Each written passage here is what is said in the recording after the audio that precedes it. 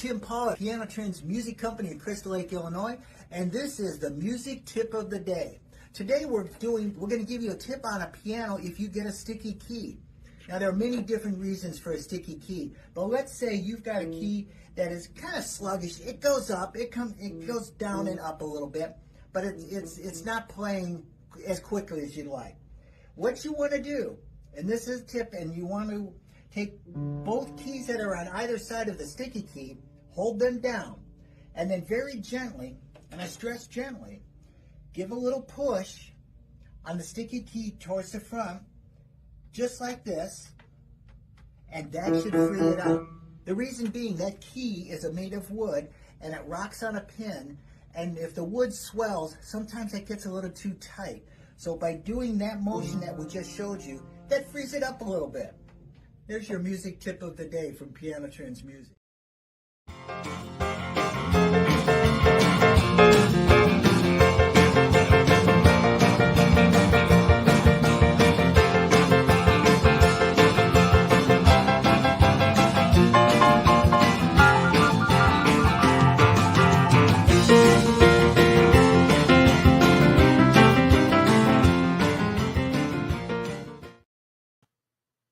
Hey everybody, welcome to another episode of Around the Piano. I'm lifting some spirits here, and I'm Tim Paul, your host. We're going to be talking with Paul Myatt in just a moment.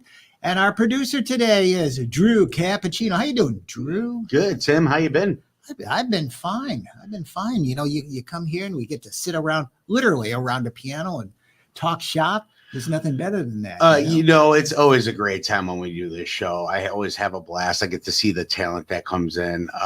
Very similar to the young man to my right, your left, who sat at that piano a minute ago, an untuned piano, and made it sound magical. I'll tell you, very impressed.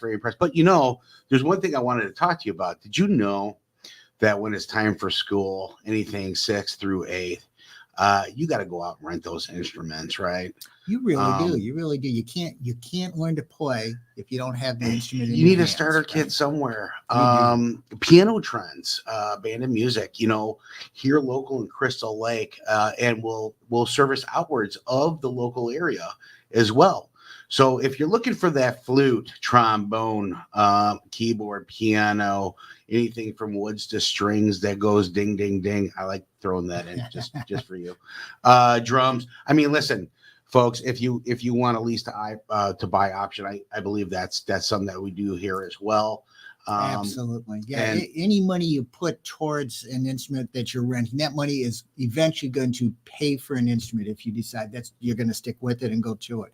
Absolutely. Also, the fact of I believe Lifting Spirits Through Music is doing an open mic night. We are. We're going to begin every third Thursday of the month. We're going to be, you're invited. Give us a call ahead of time. Let us know what you want to play, or just stop in and you can play with the Keeping On band. Yeah. I mean, so 5 to 6 o'clock every third Thursday of the month. Hey, listen, if you got what it takes, or you think you do, even if you don't, come in, show us what you got, go on camera.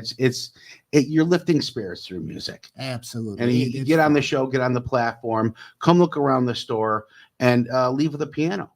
Hey, that's just how that kind of works, right, Tim? We'll help you load it into the back of the car if we need to. All right. And who's our special guest of today? Well, speaking of piano, we have Paul Myatt all the way from Australia, where it's about 90 degrees right now. It is. Yeah, it is. I like Chicago. But Paul's a music educator and an author and an entrepreneur, and we're going to be talking shop today about music education. And so, Paul, give us a little bit about your background and welcome to Around the Piano. Oh, thanks for having me. So I learned music as a kid. I learned French horn, in fact, and went through all that, and an organ. I used to play the organ at church every Sunday morning. So, nice. But I remember going to my sort of third or fourth French horn lesson, very, very classical French horn lessons.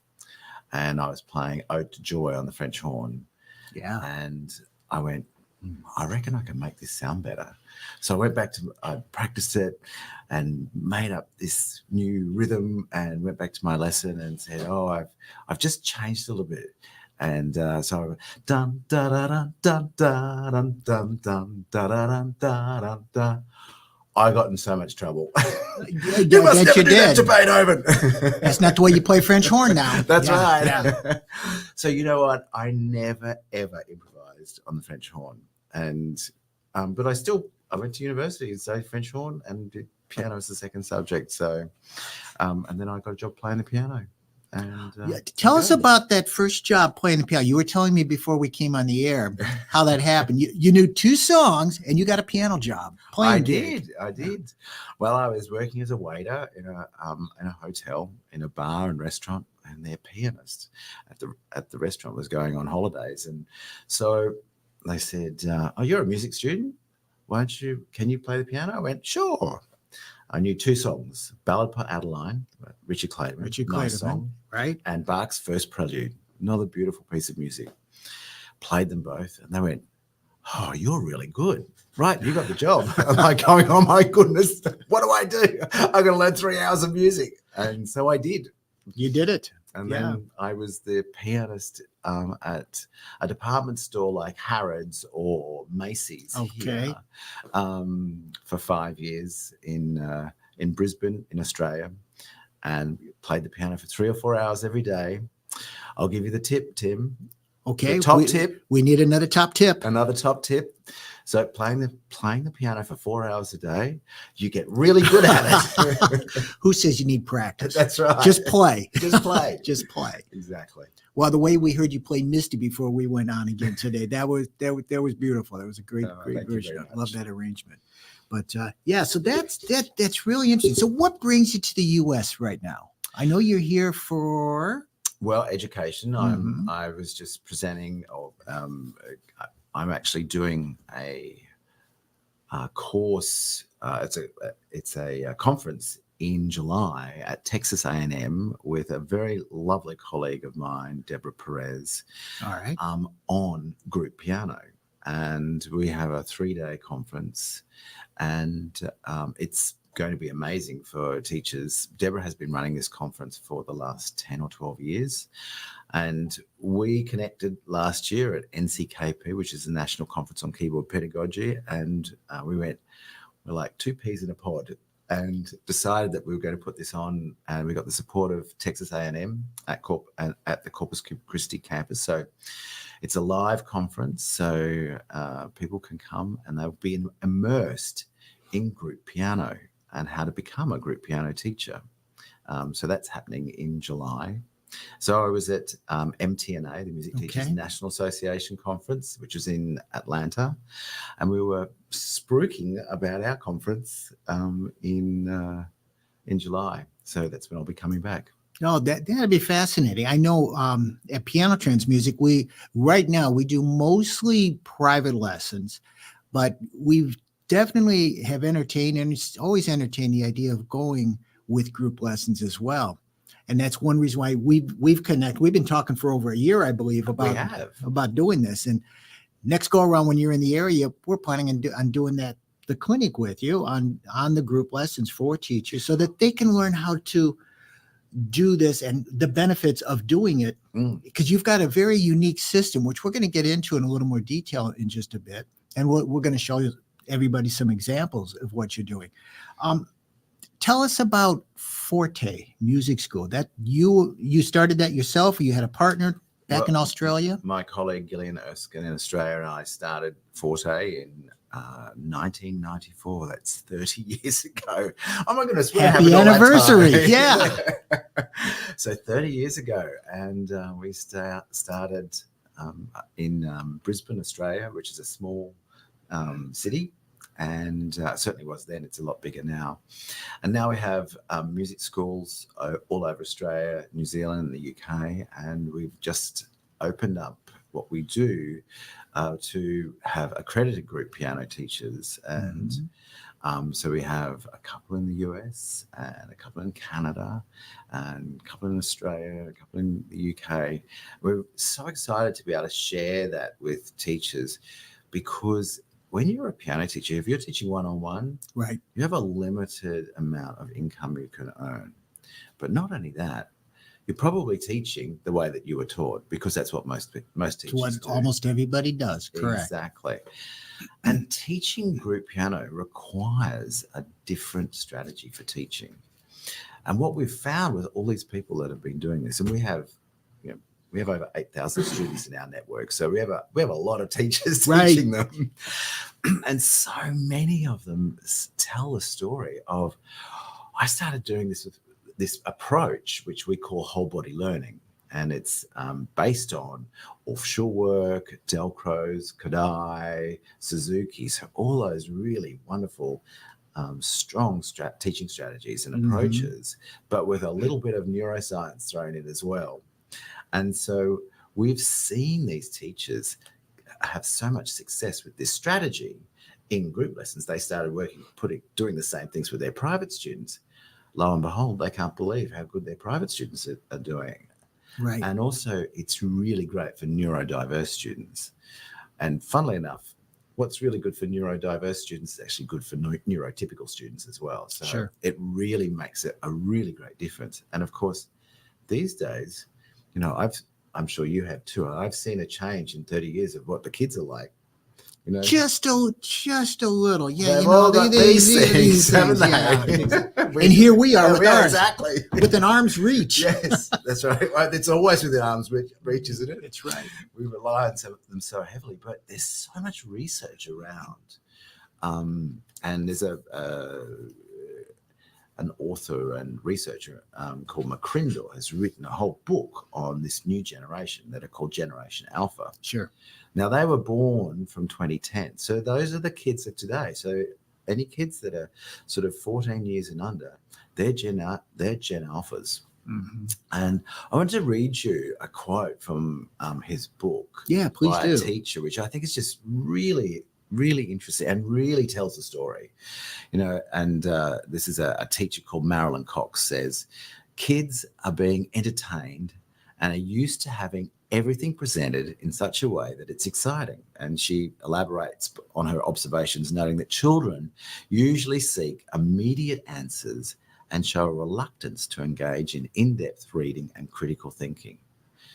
So you can see, that's just happening. And I think everybody can relate to that. If you're a parent today, even if you're an aunt and uncle, you can relate. Absolutely. That's how the kids are today. Exactly. So we really need to get their attention and engagement. And all of the Facebook groups about piano teaching, I'm in all of these Facebook groups. Right. I've got this picture here of like all these different Facebook groups. I tried everything to maintain their interest, and I firmly believe that teachers lack sufficient stimulating content that resonates with the pupils at each level for today. That like all this stuff. How do I teach the generation of today? Because they're so different. Well, how do you get the kids of today? How do you get them when they're looking for that instant gratification? What do you do to reach them, to grab their attention and keep it? Well, you got to keep them involved. Mm-hmm. And one of the most important things is there's a really wonderful neuroscientist, a French neuroscientist, cognitive neuroscientist called Stanislas Dehaene, has a really wonderful book, if anyone's interested, and it's he talks about in his book called The 4 Pillars of Learning. And the first thing is you've got to get their attention, and then you've got to engage them. There's only one way to do that is to get them to move, and that's why we have whole body learning. And so we've got a little video of one of my classes. Now, these kids they're sort of mid-intermediate students. Sure. So they're not beginners, but you can see they're 10 and 11. They are having the most fun when you can see them doing the activities to learn this song. And then you see the class playing the piano. And let's check it out. I'd like to. Let's see what we got there.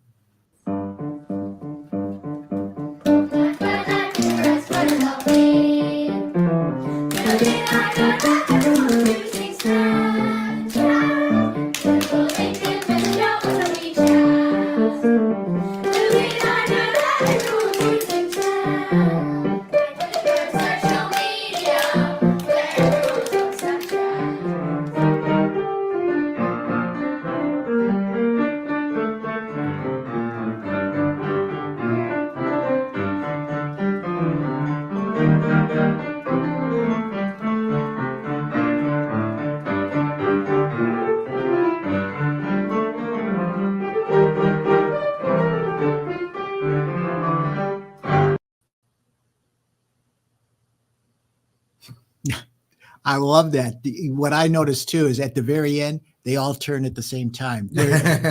So the rhythm is spot on. Exactly. Yeah. Well, and they're listening as well. Mhm. And, they are so engaged. You cannot play like that together. And they're not even looking at each other. They're listening only. They're listening. So And they're they have feeling the really, music. really great musical skills. And that's the one thing we've really got to build musical skills, because musical skills gives us lifetime learning. We have that for the rest. Those kids have it for the rest of their lives. Right. Now, if they just learn from read and play, they won't have that skills. How many people do you know that tell you, "Oh, I learned the piano when I was a kid, and I got to an intermediate standard, and I can't remember a thing." It's because it's not embodied. Right. And the music is embodied. They have that music in their body, and so that through that strategy of learning like that, it really makes a difference. And that's what they're doing in schools. An Orff Association, American Orff Association, amazing group of people teaching this. The Delcros, Suzuki, Kodai, they're all teaching this, but nobody's ever done this for piano. And I think that's a really important point, and it bears repeating. Obviously, learning to read music is important. And obviously, that can become a lifelong situation where you can always, if you get to be a really serious pianist or musician, being able to read music is very important. But it also is just important. What goes hand in hand is, like you're talking about, the full body movement and feeling it. So it bears repeating that it makes sense that you've got to play it and embody it so that it does stick with you, because you'll be able to come back to it later on in life, and it will be there. You'll be able to pick it back up again. I'm amazed. I've had kids that, kids are busy. Right. Doing 1,000 million things. That's right. If any parent will know that they've got to drive their kids to ballet, and then there's soccer practice, and there's all the things that they do. That's right. And I've had kids being in elite sport. They're like the best, and they've gone, "Oh, I've got to do this," and they're out of piano lessons for 6 months. Exactly. And they come back. It happens all the time. And because they have learnt like this, they can almost pick it up straight away. Muscle memory. It's still there. Yeah. So, it's funny that you say that. And I love your mindset. I'm going to give you an example of something. So my daughter goes to, she plays the flute. Okay. And she goes to a school. I'm not going to mention the school, but the two band teachers that are there, we're going to take the word teacher out of it. What they do is they dictate fear and intimidation for these kids to play and to go home and practice, but don't teach them how to. So then they got to go to, a wonderful place, very similar to like piano trends, to go and then learn how to play. So their band teachers look good when they go back. What you guys are doing is phenomenal. It's brilliant, because grabbing the attention of the kids, make them want to be part of something. This should be fun. It should be. It should be fun. This should not be scary. And this strategy works for piano and also for any instrument. For any music. For anything you do in life, if you find a way to create the mindset that you're part of something, and you find a way to grab the attention. Now, listen, you brought up what we a famous person here in the 216 world calls this the pocket computer. Okay, the phone is the pocket computer. And to get away for that instant dopamine punch, you guys are doing this hands-on thing.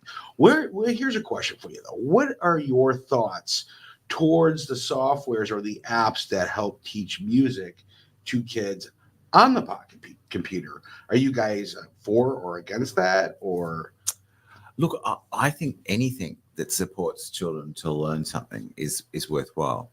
But I also know that is never a replacement for a real teacher. I agree. Ever. And so kids need to connect. One of the important things, like when children are born, what do? They look at their parents. So the eyes set ourselves up for learning. Yep. So looking at someone is so critically important. And what happens with these things is that they're looking at a screen.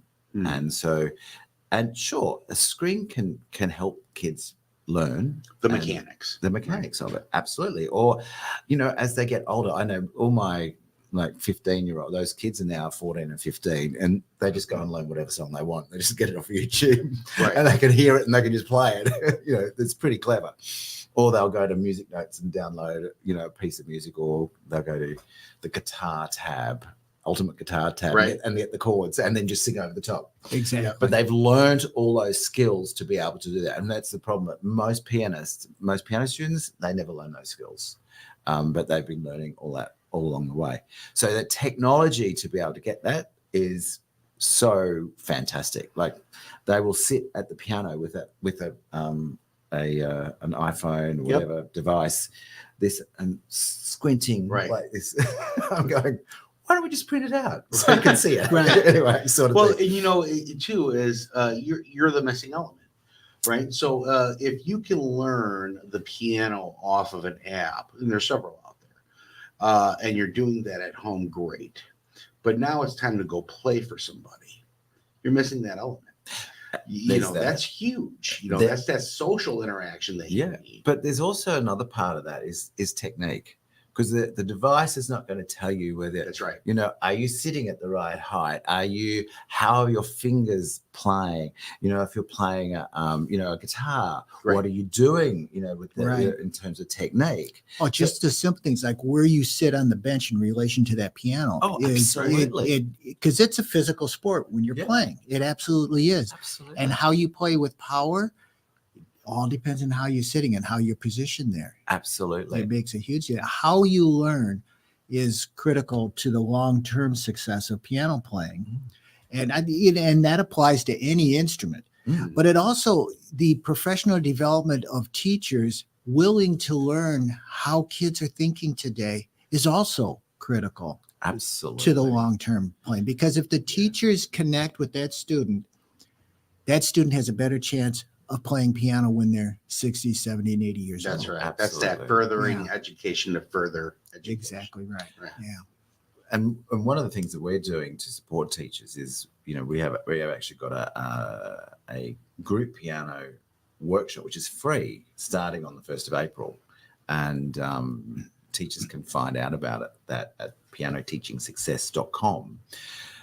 But this is an opportunity for teachers to actually look at how they're learning and how they're teaching, looking at methodology, as well as the other things to be successful as a group piano teacher. You know, we have we call it the 3 M's. It's the first one is methodology. Got to have the right methodology, and you can't use traditional methodologies because it doesn't work. You need something like whole body learning, and then you need marketing, because you actually got to get out there and get your students. Because you know most piano teachers, you know, you only need to get one student at a time. But with a class, you need to have have more than one. Yeah, that's right. And the third one, which you were talking about before, is mindset. It's all about how you're doing it. That's right. And wanting to do more of it, right? Yeah. Now, I don't know if you saw, so I brought up your website. This is your website, right? I'm not showing somebody else's. No, that's my personal website. Oh, but you can go, if you want to go to pianoteachingsuccess.com, that will take you to our... And this is where you can find the free class next week. It starts in just over a week. So the Piano Teaching Success is it's basically for all teachers of piano. Okay, right. We have different levels of different things. So we also have lots of stuff for people who just want to teach private piano, which is fine as well. We need those just as much as we need group piano. Absolutely. So it's all about teaching teachers how to teach in a different way. And so we use whole body learning, which is this strategy that we use for group. We're so excited that it actually works for private lessons as well. Sure. Now, when you're doing in under the system that you're talking about, what do you keep the kids in the group? Do you keep them in a same age group? Do you vary the ages depending on the level from beginner to intermediate? How do you break up the groups So and the different levels? yeah, well, and in group teaching, you're always going to have different levels. Mhm. So it's about the programs that you have. So we have a program for 5 to 7-year-olds. We actually have a 4-year-old program as well. Taught very differently, Right. but proper piano from 5 to 7, and then we have another course for 8 to 11-year-olds and adults. Sure.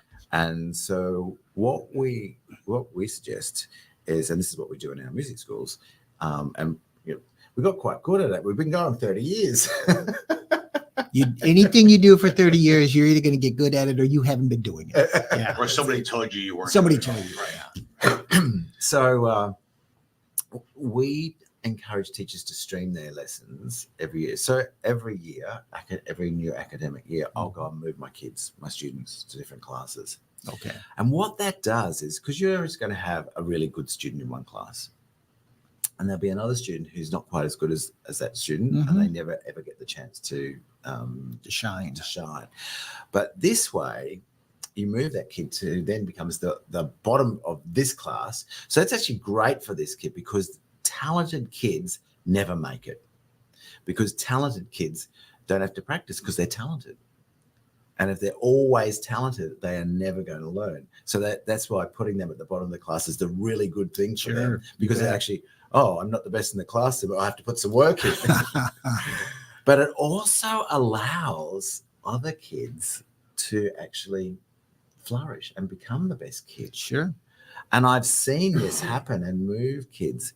And a perfect example of this, about 5-6 years ago, one of the kids in one of my classes, I didn't move her. I moved her best friend, but not her. Okay. And about 9 months later, the mother said, "Oh, you didn't move my daughter, and why is it?" And I said, "Well, actually, you know what? Your daughter is now ready to move, and she's empowered to move now. Right. She's not under someone else's wing. Right. So she is now the best in the class, and she now needs to move." And she actually moved into her friend's class, and they're actually the same standard. Mm-hmm. Sure. What's really interesting, and we all know the benefits of music lessons. Now, this kid has been learning since she was 5. She's now doing year 11 and 12 in Australia. She's got a scholarship, an academic scholarship to a very expensive private girls' school. And she wants to be a brain surgeon. She's decided. Nice. Nice. I'm a bit concerned because she can't even remember to bring a bloody music to class. Now, when you sew someone up, Emily, don't leave. Anyway, I'm sure she'll be fine by that stage. But we will hope so. Let's hope so, yes. Yeah. But what's interesting is that because she was doing a full academic science program, she decided that she'd drop out of class at the beginning of this year. She's coming back because she misses her friends. Sure. And she's going, can I just come and play? And I went, of course, just come and play. You don't have to do much practice. Do what you can. She's at this stage now, she's a good enough sight reader that she can actually sit in and play. Right. And keep up at that high level. They're all advanced kids now. But she just was missing her friends. And that brings up an interesting point, because if I'm sure you're aware of this, but the music programs in our schools here in the U.S., it's almost like a school within a school. Those music kids miss each other when they're gone. It's like an extra club to them. And it means something to them well beyond high school and well beyond college. They'll always come back and they'll keep those friends that were in that music class with them. So it's very, very similar. But they do. Music brings that connection to people because it fills something within them. And it kind of goes along with your whole body experience with the music as well. Yeah. It's very natural. It is a natural progression. Yeah, for sure. Fantastic. Yeah. Now, if you're talking to a teacher that has only taught private lessons like forever, and now we're talking about they're interested in maybe doing the group and learning about it. What's the best way to approach it? How would you advise that teacher? To watch your Come next to our week? program. It's free. Mhm. It's a great start, and we are experts in group piano. That would be a great start. And we have a program called Group Piano University that they can sign up to if they want to, Right.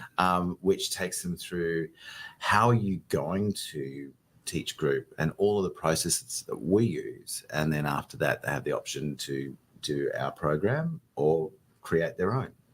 And, we've spent 30 years creating our program, and it's so you've learned what works, what doesn't work. We have. Yeah, you've done that. The trial and error. Yeah. You've taken care of that part Yeah, of it. exactly. Now, I think we have another example of your class with maybe the next level of kids, or is it a couple levels up, or is they're a couple levels up. They're doing Okay. an ensemble, that's the other thing that's just so wonderful with kids, is to be able to play together like a band. So it's a piano band, basically. Exactly. And this is a piece that's another, it's sort of upper intermediate level piece. And you can see them, it all starts, they're playing all the different sounds on the keyboards, on the instruments, or pianos rather. And then it goes into the actual piece. But the music's there. So if you are a piano teacher, you can see the music. You can do it. That's great.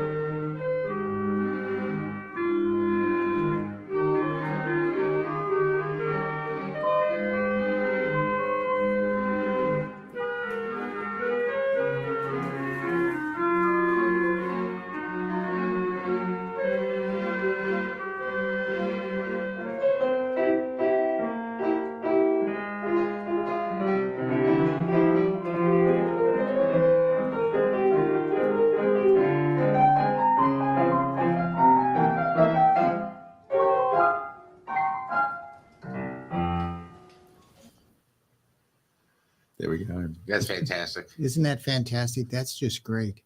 So in your group classes, what's your highest level? Do you take kids all the way through high school? And then Those kids there are now doing year 11 and 12.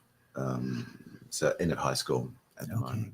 And do you find your kids that take the group lessons, do some of them also take private lessons along with? So it's not just one or the other. it's definitely not. If they're doing a recital or an exam or something like that, then they'll have some private lessons just to make sure that they're working on the fine details, Right. and to make sure. And you'll notice there that they're all sitting correctly, they're at the correct height, they've got their feet on the floor. All that sort of technique is so critical. It's why we encourage teachers to also have quality instruments, Right. And so. Yeah, it makes a difference when you try to learn on the 61 note keyboard. Okay, maybe good for the first lesson or two when you're learning the notes. Look, it's totally fine for them for the first 2 years. Yeah. But after that, they need to be on a good quality digital piano. Yeah. And with good quality pedals, because there's graduated pedaling, and some digitals don't do that. Just like if you need to have weighted keys and Absolutely. hammer actions on it, it makes all the difference in the world. Pianists are the only ones who have to learn to adapt, though, to different touches and finishes, because wherever you go, you don't bring your piano with you usually, unless you're Elton John or Billy Joel. Right. But other than that, a guitarist, he's going to be playing his guitar wherever he goes. Yeah, that's right. But that piano player, you got to learn to play, and every piano is going to play a little bit differently. So they have to learn to adjust to that. Absolutely. But if they're sitting at the right position at every piano and they learn the nuances, they're going to be able to adapt to it. Absolutely. It makes a difference. Well, if you're a golfer, right? Yes. And you go to different courses, you have to learn to adapt to that course. This and you is have to true. remember, keep your head down, stand right. And then when you're at a strange piano, right, it's got to be, it's got to feel foreign to you, because you're not accustomed to that. It's not your piano. Exactly. But like you said, like who's wrapping up a piano and like throwing it on their back, right? To That's go right. to the next place. So very interesting concept though. And I love the stage levels that you have. So, you know, you can graduate from one to get into the next workshop or the next class for group pianos. And then notice on that website as well, you guys have TV. So you have all these episodes and these different shows. They're for teachers. Yeah. I think that's fantastic. And I'll pop this up here on screen real quick for you. So yeah, folks, pianoteachingsuccess.com, pianoteachingsuccess.com. Check them out.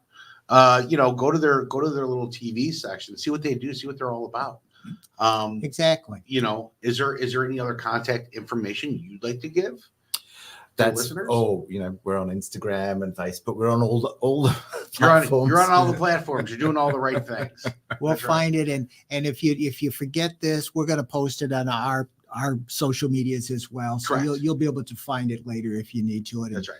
And this podcast will also be available forever on YouTube. So you can check it there. You know, subscribe to both 216 Creator Studios That's right. and Piano Trends Lifting Spirits Through Music YouTube.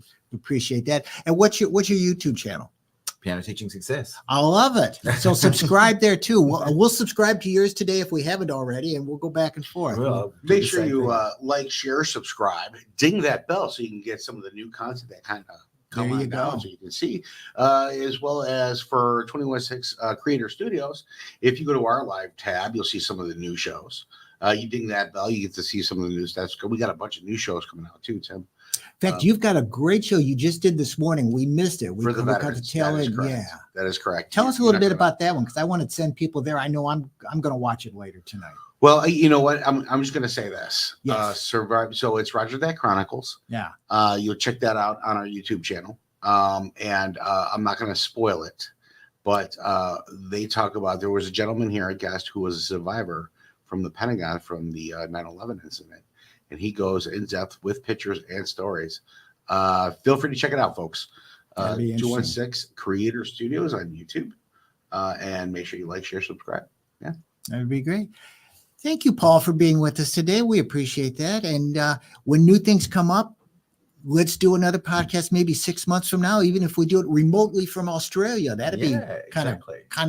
I would never love done that, to right? see you do a class live on our platform from Australia. That'd be fantastic. Yeah. Very exciting. Yeah.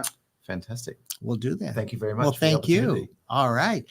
Want to thank everybody out there in watching Around the Piano, a part of Lifting Spirits Through Music.